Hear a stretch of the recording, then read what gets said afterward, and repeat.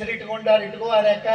ನಾನು ಆಸೆ ಮಾಡ್ತೀನಿ ಶಿವಮೊಗ್ಗ ವಿಮಾನ ನಿಲ್ದಾಣಕ್ಕ ಅಕ್ಕ ಮಹಾದೇವಿ ವಿಮಾನ ನಿಲ್ದಾಣ ಅನ್ನುವಂಥ ಹೆಸರು ಬಂತು ಅಂತಂದ್ರೆ ಅದು ಬಹುಶಃ ಹೆಣ್ಮಕ್ಳ ಹೆಸರು ಎಲ್ಲಿಯೂ ಕಾಣಲಿಲ್ಲ ನನಗೆ.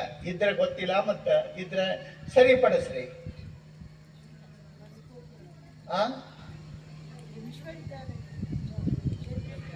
ಮಾಡಿದ್ದಾರೆ, ಆದ್ರೆ ವಿಮಾನ ನಿಲ್ದಾಣಕ್ಕೆ ಹೆಣ್ಮಕ್ಳ ಹೆಸರು ಎಲ್ಲಿಯೂ ಆಗಿಲ್ಲ.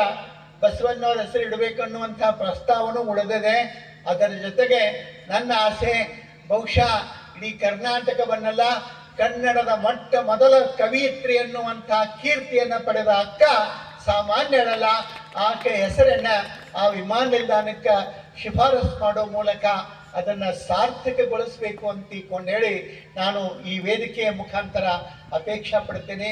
ನಿಮ್ಮೆಲ್ಲರದು ಒಪ್ಪಿಗೆ ಅಲ್ಲಲ್ಲೇ ಹಿಂಗ ಬೇಡ್ರಿ, ಅದನ್ನ ಕೈ ಮ್ಯಾಲೆ ಎತ್ತಿ ಚಂದ ಹಿಂಗ ಇದೇನಿರ್ತದಲ್ಲ, ಇದು ಬಹಳ ಅದ್ಭುತ. ಹಂಗ ಬರಬೇಕು. ನಾವು ಏನೇ ಹೇಳ್ರು ಗಟ್ಟಿಯಾಗಿ ಹೇಳ್ಬೇಕು ಏನ್ರಿ?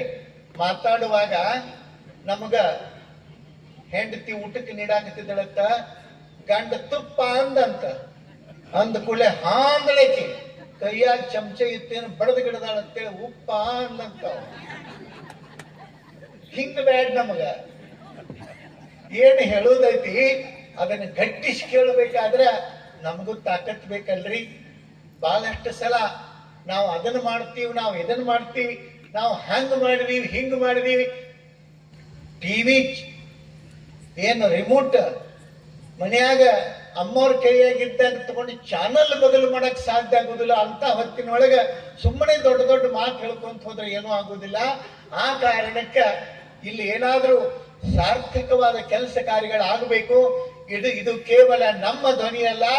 ಅಕ್ಕ ಮಹಾದೇವಿ ಜಯಂತಿ ದಿವಸ ಇವತ್ತ ಕರ್ನಾಟಕದ ಹೆಣ್ಣು ಮಕ್ಕಳ ಧ್ವನಿ ಅನ್ನೋದನ್ನ ಸರ್ಕಾರ ಅರ್ಥ ಮಾಡ್ಕೊಳ್ಬೇಕು ಅಂತ ಹೇಳಿ ನಾನು ಆಸೆ ಮಾಡ್ತಾ, ಅಂಥ ಸಾರ್ಥಕವಾದ ಬದುಕನ್ನ ಬದುಕಿದ್ದು 12ನೇ ಶತಮಾನ.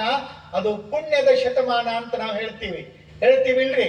12ನೇ ಶತಮಾನ ಸಾಮಾನ್ಯವಾಗಿರ್ತಕ್ಕಂಥದ್ದಲ್ಲ, ಅದು ಸಂಸ್ಕೃತಿಯ ಶತಮಾನ ಅಂತ ಕರಿತೀವಿ.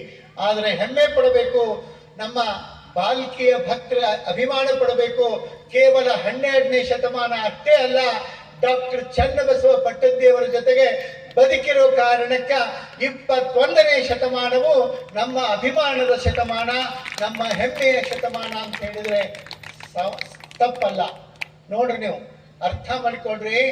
ಎಂಥವ್ರು, ನಾನು ಇಲ್ಕಲ್ ದೊಡ್ಡ ಅಜ್ಜವ್ರ ಜೊತೆಗೆ ಬಸವ ಕಲ್ಯಾಣ